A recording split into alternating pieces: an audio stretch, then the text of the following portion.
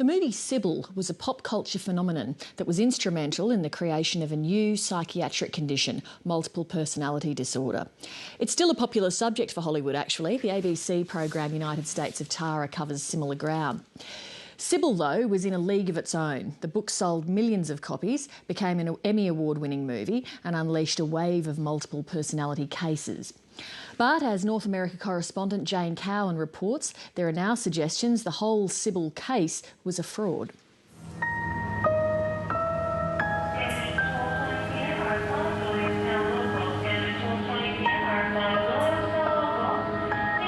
It felt like it wasn't me. It felt like a dreamy state. For those who suffer from it, multiple personality disorder is a frightening and sometimes debilitating condition. But is it real? All of a sudden, the person who's talking to you right now, I was just suddenly gone. I just wasn't there. This is not a circus sideshow. It's not an exciting, fascinating corner of psychiatry. It's an experience that happens to people who've had to fight for their survival as children. It's powerfully, scandalously hoaxy, I guess you could say. The idea of multiple personalities burst into the popular imagination in the 70s with one word: Sybil. No, you just collect yourself, young lady, or we'll be late for church. It was almost like the Bible had come out again. Everybody was buying this book. 6 million copies of the book sold within a few years after it was first published. And people were, particularly young women and girls, were talking about this book and were obsessing about the book. I can tell you. I'm not supposed to tell you. I can tell you. The supposedly true story of a young woman possessed by 16 different personalities made for gripping drama. But soon it became more than entertainment. Well, before the book was published in 1973, in the entire history of the world, there had been less than 80 documented cases of something resembling multiple personality disorder. Less than 80 cases. After the book came out, within a few years, there were thousands of cases, and interestingly, they cropped up almost exclusively in places where lots and lots of people were reading Sybil.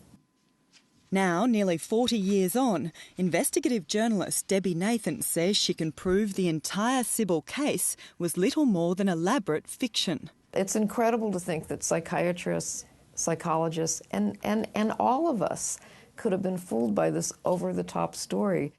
Using records unsealed at New York's John Jay College of Criminal Justice, including treatment notes, letters, tapes and diaries, Debbie Nathan has painstakingly pieced together what really happened.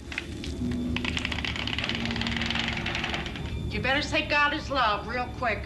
God is love. Because God hates bad girls. As the story goes, Sybil was tortured by a sadistic mother, a trauma so extreme it caused psychic splitting. My name is Dr. Wilbur, by the way. She was said to have repressed the memories until they were unearthed by the heroic ministrations of a compassionate psychiatrist, Dr. Cornelia Wilbur. In truth, the treatment looked more like this.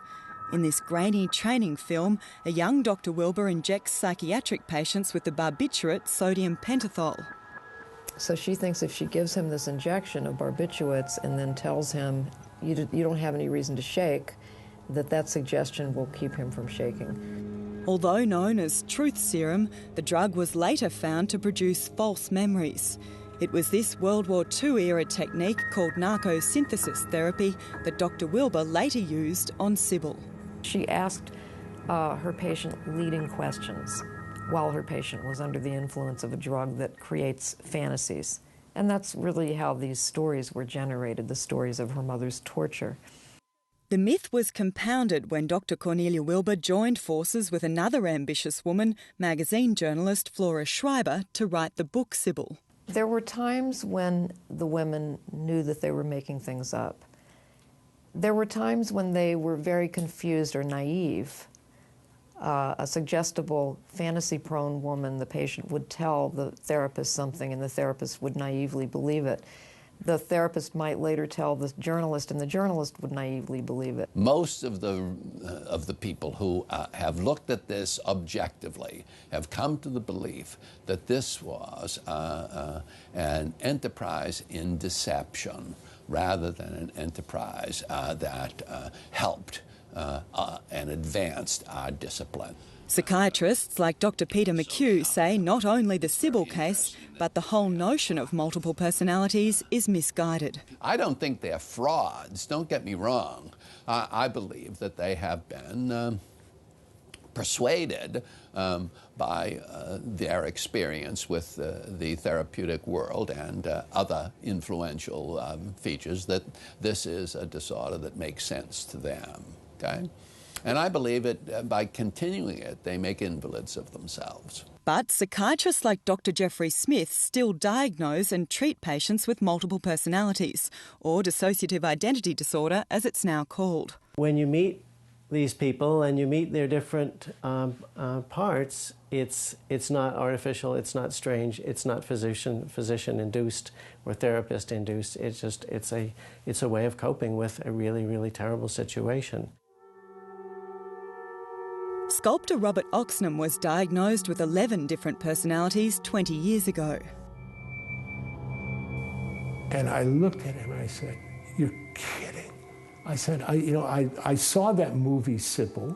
I said, I'm not like Sybil. I'm not running around crazy. I'm sort of psychologically like Humpty Dumpty. I was trying to put myself back together again.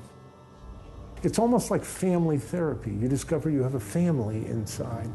This angry kid named Tommy, a witch, all of this happens in childhood.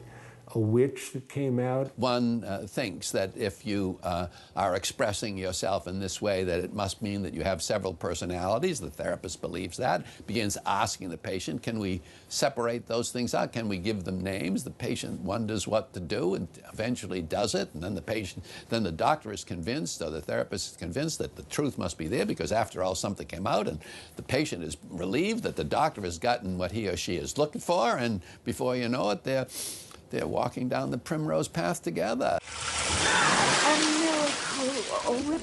You have no idea how much crazy is bouncing around that lopsided skull of yours. While the doctors argue the idea of multiple personalities remains a fixture in American popular culture. And with thousands of Americans living with the diagnosis, unravelling fact from fiction is no less fraught than it was in the 70s.